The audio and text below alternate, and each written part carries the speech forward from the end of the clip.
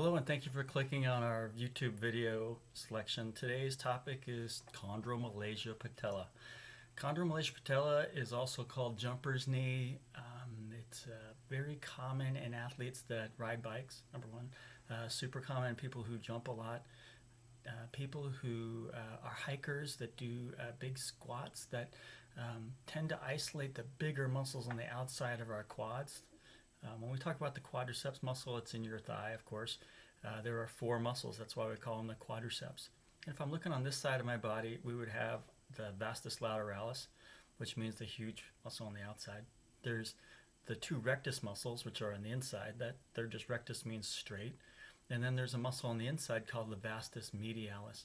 And if my hand was the patella, then all four of those would sit like this.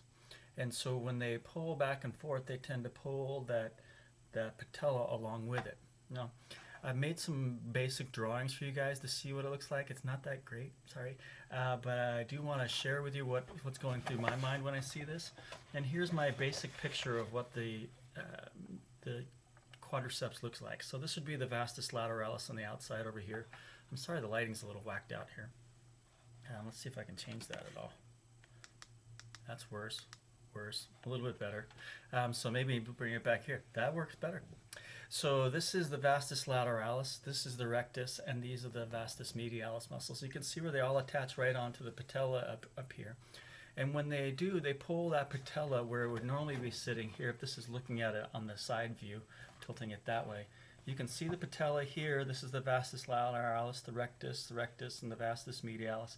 All four of those quad muscles, if they're in harmony, they will allow this patella to slide back and forth onto its groove really easily. But if the vastus lateralis, the big muscle on the outside, gets stronger, what it will do is it will start to pull off the patella off to the side, and it will grind away in here. And so patients who get this condition, they'll hear this crackling noise underneath their kneecap, and it hurts because it's becoming arthritic.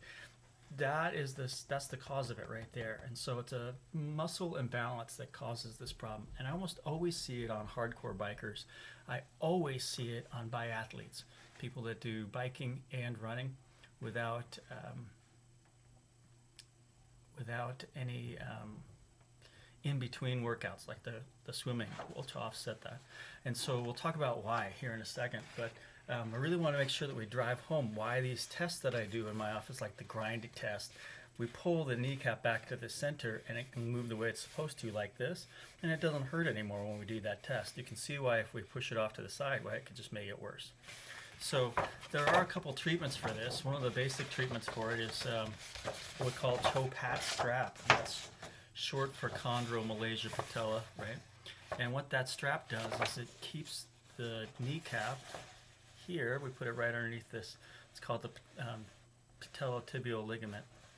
We put it right in through here as a wrapper around it, and it keeps it from moving at all. And so when that happens, we don't flare it off, but we're not fixing the problem either. Better would be to take the little muscle on the inside, the vastus medialis, the opponent of this guy, to make it strong so it pulls it back into the center. And so where do we do that? Well, we need to look at this little picture right here. So this is my leg.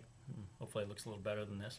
But it also shows where these muscles are working. And so in the first 25 degrees of extension, where you're doing extending the leg, that's doing the vastus lateralis. And so that's really important for bikers and for people who do squats.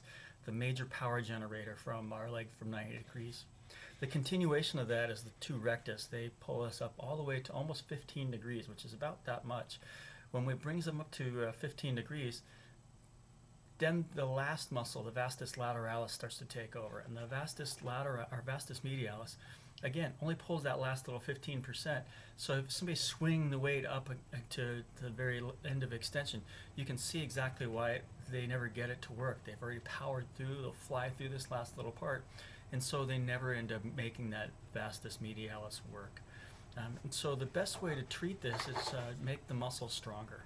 And so one way to do that is to go to the gym, go sit in the leg extension machine, and lighten up the weight and bring it up to just about 15 degrees of extension, and then lift up. But most of us, especially during COVID, we're not going to the gyms, or we don't like going to the gyms, There's an easier way to do that. And so the better way to do that is just to take your legs and stick them out straight underneath your desk or wherever you're sitting and watching this right now.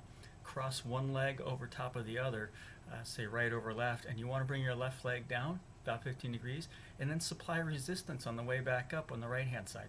It doesn't take any gym membership to do that.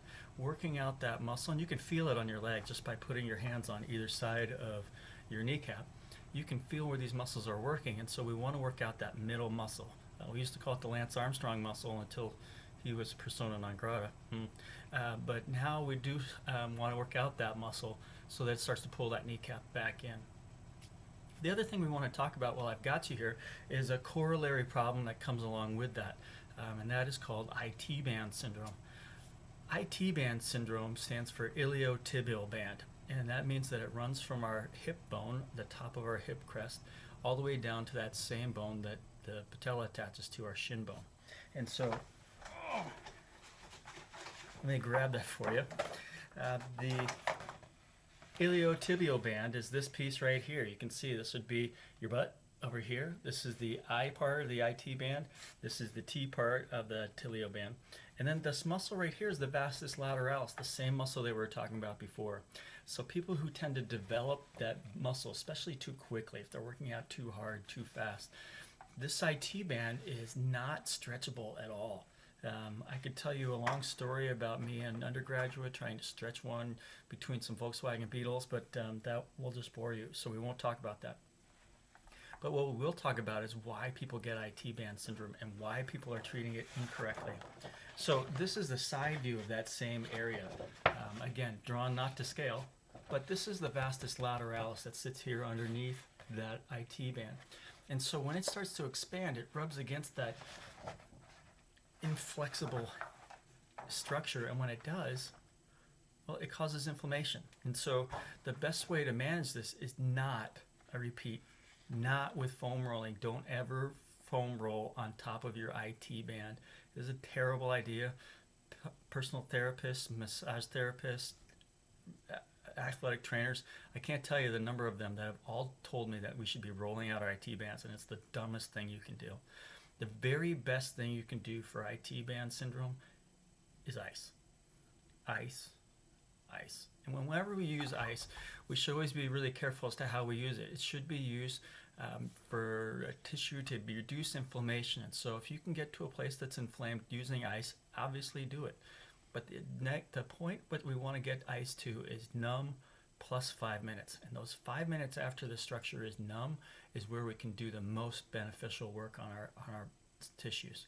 And so for us, we would usually recommend that we get what's called an ice cup, and that is a piece of paper cup that we fill about 2/3 of the way full of water, and then we peel off the outside of the top of it when it's turned to ice. And now you've got a structure that you can use. You can put right on to the parts of you that are damaged.